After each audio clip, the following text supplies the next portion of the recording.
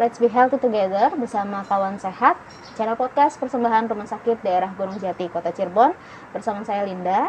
Yang kali ini, dalam episode kali ini kita akan ngobrol banyak dengan dokter gigi spesialis periodontia. Di sini ada dokter gigi Andrianto, spesialis periodontia. Apa kabar, Dok? Baik, sehat Mbak Linda. Mbak Linda gimana? Sehat, alhamdulillah, Dok.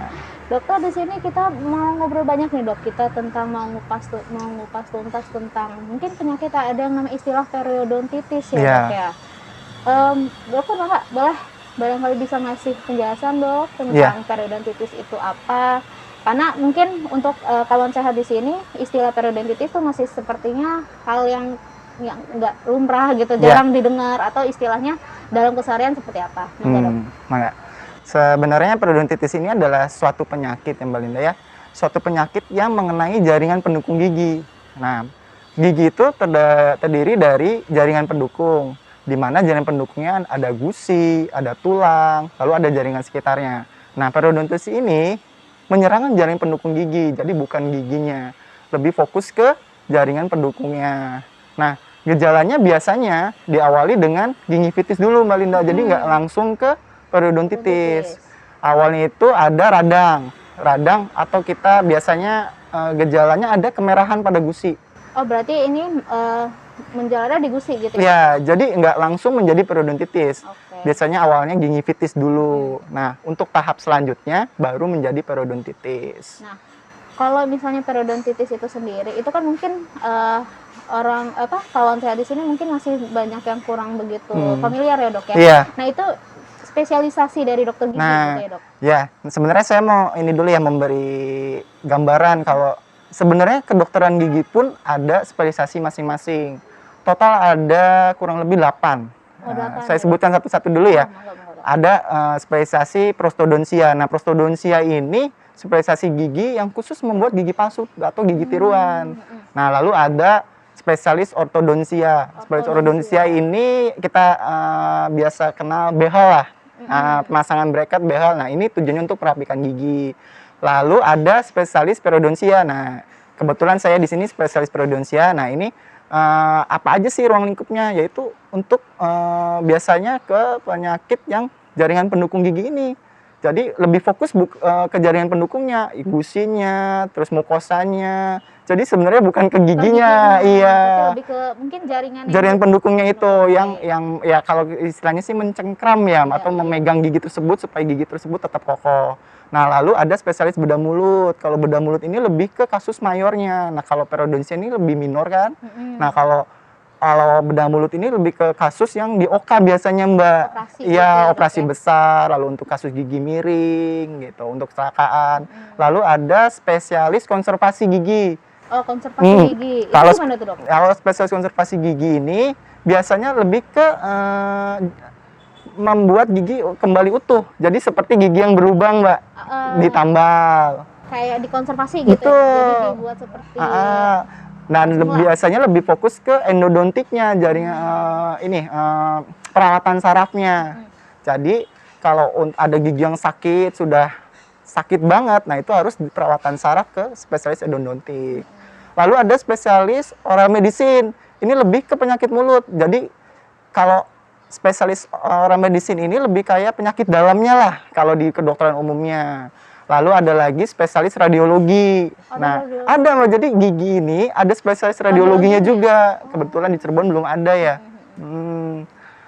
Lalu ada spesialis konservasi gigi anak. Nah, sama kayak spesialis konservasi, cuman ini ke anak-anak. Jadi biasanya di bawah 15 tahun atau di bawah 14 tahun ya Mbak ya. gitu. Berarti cukup banyak ya, Dok, Cukup banyak spesialisasi sebenarnya, dari dokter iya. gigi ya, Jadi Dok? sama seperti dokter umum. Oh, berarti untuk bahasan yang periodontitis ini berarti Lebih ke jaringan penyangga. ruang lingkupnya di periodontia gitu ya, Dok, ya? Betul. Oke. Nah, biasanya kalau periodontitis itu disebabkan dari apa sih, Dok? Sebenarnya faktor utamanya sisa makanan atau kita sebut plak ya, Mbak Oh, ya. sisa makanan. Iya. Jadi Plak ya? awalnya itu kalau kita makan, kita tidak bersih pada saat penyikatan atau pada saat membersihkannya, itu lama-kelamaan menjadi plak. Nah, nanti setelah itu menjadi kalkulus atau karang gigi. Oh, jadi karang. Jadi karang gigi. Oke. Jadi nggak langsung jadi karang gigi, itu butuh proses bulanan bahkan tahunan gitu. Jadi intinya ya kita harus membersihkan plak tersebut. Oh, jadi memang periodontitis itu sendiri berasal dari sebelumnya radang ya, Dok? Iya, betul. Radang yang ditimbulkan akibat yang tadi penyebabnya bisa jadi dari plak dan Nah, bisa jadi ada faktor lain, Mbak. gitu, Ya, ada ada faktor kebiasaan buruk. Biasanya kan kalau kita ada yang suka menggigit-gigit jari, nah itu ngaruh kan? teman-teman gitu ya, Dok, Betul, gigit pensil ya. Nah, Terus ada sistemik, Mbak, penyakit lainnya kayak penyakit darah tinggi, lalu penyakit gula darah atau disebut diabetes. Nah, itu jantung, itu saling berpengaruh, saling mendukung. Dan ada faktor lain, kebiasaan buruk merokok. Itu sangat mempengaruhi sekali ke tingkat keparahan periodontitis, ya. kalau dilihat dari tanda dan gejalanya, Dok, apa ada gejala khas yang terlihat terkait? Sebenarnya biasanya pasien datang ke saya khususnya periodontis itu biasanya giginya sudah goyang, Mbak. Oh, jadi udah langsung Iya. tahap yang Kalau untuk tahap gingivitis itu biasanya belum terasa hal yang sakit, langka mungkin iya. kalau, Dok. Jadi kayak sariawan biasa, minum obat sembuh ya. Tapi kalau sudah periodontitis biasanya disertai dengan kegoyangan gigi. Nah, biasanya pasien itu mengeluh, makan kan sakit, lalu dengan gigi goyang itu kan bahkan berbicara aja tidak nyaman kan. Dan yang sangat dikhawatirkan itu takut lepas giginya. Banyak pasien datang ke saya itu, Dok, ini caranya supaya gigi ini jangan lepas gitu. kuat gitu Iya. ya, tetap. Karena mereka itu tahu karena gigi lepas ompong kan, Mbak, meskipun ada gigi palsu tapi tetap tidak nyaman gitu. Jadi memang gejalanya tuh kelihatannya dari yang tadi gigi. Selain itu, Dok, selain itu apa mungkin dari kalau yang khas kelihatan misalnya? Biasanya kotor ya, Mbak ya, kotor banget. Lalu ya itu ada jadi kayak jarang gitu ada ya, ada jarak. Itu kan biasanya karena tulang sudah menurun. Biasanya ke periodontis tulangnya udah turun, Mbak. Nah, itu diketahuinya dari kalau gambaran klinis itu gigi kayak panjang. Lebih panjang. Ya, karena kan akarnya sudah biasanya. Ditambah gigi goyang semakin parah. Kalau di gambaran ronsen itu kelihatan sekali nanti. Jadi kayak seperti gusi yang naik gitu, Dok. Betul, kalau atas naik, kalau bawah turun ya. Iya. Jadi kelihatannya kayak kok gigi saya panjang, Dok, gitu. Padahal gusinya yang turun, tulangnya yang habis. Jadi itu merupakan satu gejala ya, Dok, Betul. ya? Gejala khas ya. Jadi Iya. gejala khas dari periodontitis yang mungkin kita harus lebih aware lagi ya, Iya. Dok, ya. Nah, selain itu, Dok, kalau faktor risiko, Dok, faktor risiko dari penyakit periodontitis ini sendiri, komplikasinya ke arah, katanya benar, Dok, ini bisa jadi penyebab stroke, serangan jantung, bisa dijelaskan nggak, Dok? Nah, kalau untuk faktor risiko berhubungan dengan penyakit yang tadi Mbak Linda sebutkan, ini lebih ke bakterinya ya, Mbak ya. Oh, bakteri. Karena penyebab utama periodontitis itu salah satunya kan bakteri ya. Kalau bakteri kan ada di mulut, sedangkan mulut itu gerbang masuknya makanan. Nah, kalau kita makan, kita ada bakteri di dalam mulut kita, otomatis kan ikut masuk ke telan ya. Belum ada yang ke peredaran darah. Nah, itu bakteri bisa masuk kemana aja, nah itu tidak menutup kemungkinan. Bisa tadi penyakit yang Mbak sebutkan lagi semua itu. Bahkan katanya sampai bisa juga pneumonia gitu. Ya, Dok, betul. Yang lebih parah bisa menjadi sepsis ya, Mbak ya.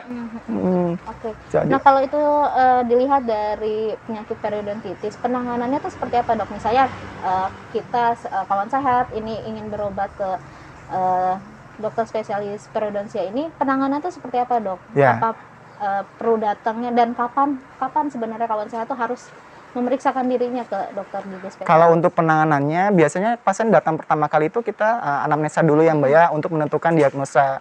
Karena pasien ini berbeda-beda derajat tingkat keparahannya. Nah, nanti kita sesuaikan. Tapi biasanya kalau awal datang pasien, kita bersihkan dulu tuh faktor utama tadi yang saya sebutkan, yaitu plak ya sama karang gigi. Karena kalau belum bersih, itu percuma. Jadi tetap aja nanti ke depannya pasti timbul lagi.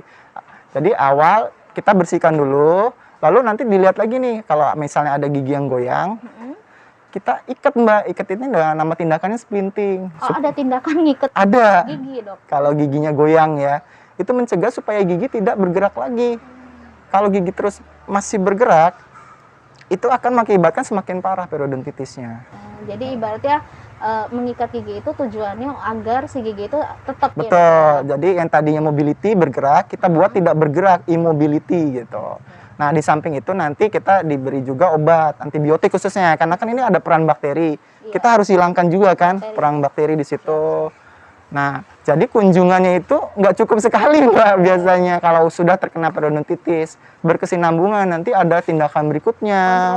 Terus nanti ada kontrol seminggu, kontrol sebulan, kontrol 3 bulan gitu. Jadi memang periodontitis ini tuh termasuk penyakit yang cukup parah ya dok? Betul. Ibaratnya. Ya, jadi awal itu kan gingivitis. Nah, kalau dari gingivitis kita sudah bisa mencegah, insya Allah tidak akan berlanjut ke periodontitis kalau memang si pasien itu bisa menjaga kesehatan mulutnya. Nah, kembali lagi ke kesehatan mulut. Untuk kawan sehat di rumah nih dok, barangkali ada tips pencegahan dok, tips pencegahan atau ibaratnya seperti gaya hidup untuk kawan sehat di rumah agar terhindar dari periodontitis. Ya. Bisa dijelasin nggak dok? Ya sebenarnya kuncinya satu sih Mbak ya, gosok gigi yang baik dan benar. Dan waktu yang tepat. Waktu yang tepat Ya. itu waktunya maksudnya gimana dok? Barangkali Ya nanti kalau untuk waktunya itu biasanya sehari 2 kali cukup Mbak. sehari 2 kali Ya, cukup. waktunya kapan? Setelah sarapan dan sebelum tidur. Biasa kan kita Pas mandi ya. Nah, itu salah. Karena kenapa? Kalau pas mandi kan kita makan. Iya. Masih ada kan makanan yang nempel, Sisa ya makanan. belum bersih. Oke. Nah, itu berpengaruh. Kalau ada makanan nempel, bakteri lah berkembang di situ. Terutama pas tidur. Kalau kita tidak bersih, bakteri lebih banyak berperan karena kan kita tidak ada aktivitas. Peran bakteri di situ lebih apa lagi ya, lebih aktif lagi. Berarti penting banget ya dok, Penting. sikat gigi. Sikat untuk gigi. pada saat malam ya dok ya. Berarti malam itu setelah aktivitas atau aktivitas lainnya langsung tidur atau makan malam dulu? Nah, kalau kita makan malam lagi, kita gosok gigi lagi. Gigi lagi. Iya.